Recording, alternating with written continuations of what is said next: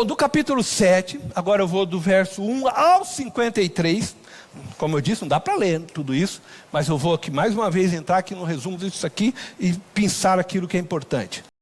Bom, do capítulo 7, do verso 1 ao 53, nós temos o discurso de Estevão no Sinédrio. Em seu discurso, Estevão narra a história de seu povo, iniciando essa história por Abraão e a promessa de Deus dada a ele. Passa pela história de José e a rejeição de seus irmãos a José.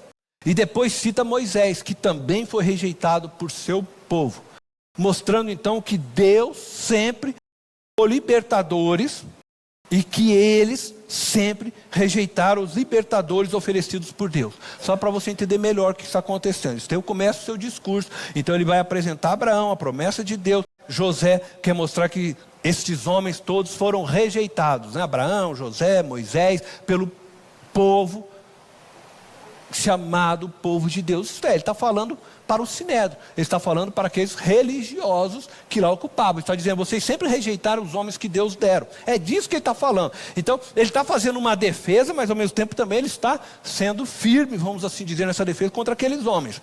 No segundo momento do seu discurso, ele dá ênfase ao tabernáculo da aliança, como um local figurado da morada de Deus, durante a peregrinação no deserto. E assim foi até a construção do templo em Jerusalém, por Salomão, filho de Davi.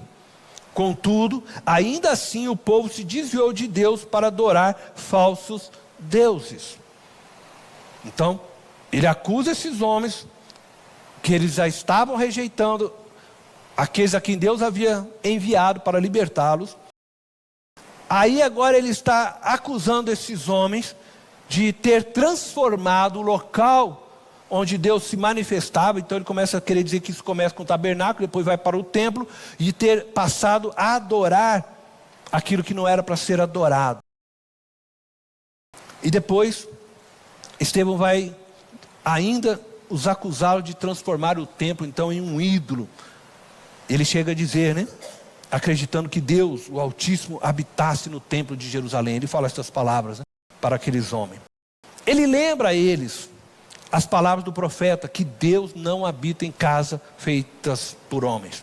E por fim, ele termina o seu discurso afirmando aos homens do Sinédrio que eles eram rebeldes e obstinados.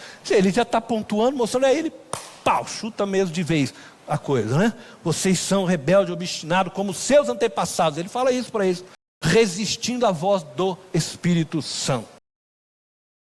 No verso 54 a 60 nós temos então, vamos dizer, a consequência desse discurso. Ele chegou nos homens, pá, pum, comprou a briga, e aí o que acontece?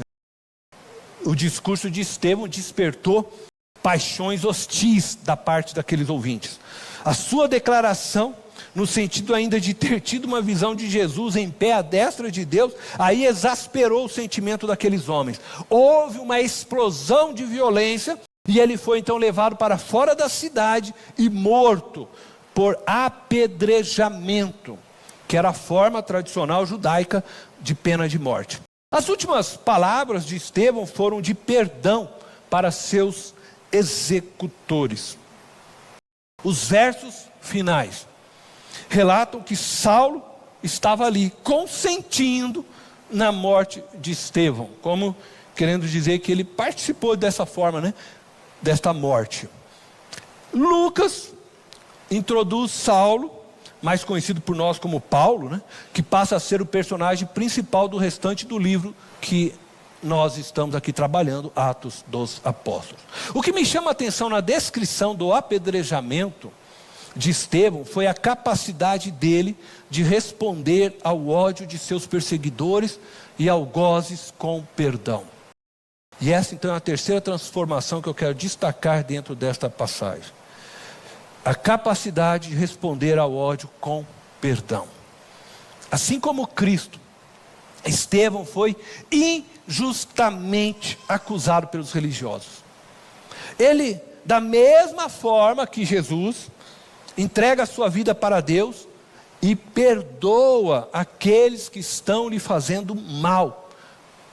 Pessoas que estavam pegando pedras e atirando nele. Você imagina, né? E ele ora ali, perdoando estas pessoas. Mesmo no momento final de sua vida, Estevão continua imitando Cristo. E como já havia dito anteriormente, não sabemos nada sobre o Estevão antes de Cristo. Como era a sua personalidade, se ele era igual Pedro, Paulo, algum desses homens, não sabemos. Todavia, acredito que essa capacidade de responder ao ódio daqueles que estavam atirando pedras sobre ele, com o perdão, só pôde ser manifestada porque ele era um homem cheio do Espírito de Deus. Um homem que estava dominado, se assim podemos dizer, pelo Espírito, né? Essa capacidade é sem dúvida uma marca da ação poderosa do Espírito Santo na sua vida. Aí então eu vou lançar para vocês uma pergunta: como você responde àqueles que te perseguem? Como que você trata aqueles que te fazem mal? O ensinamento de Jesus é que devemos perdoar e amar os nossos inimigos. Se você não for capaz de amar alguém, preste muita atenção no que eu vou dizer para você.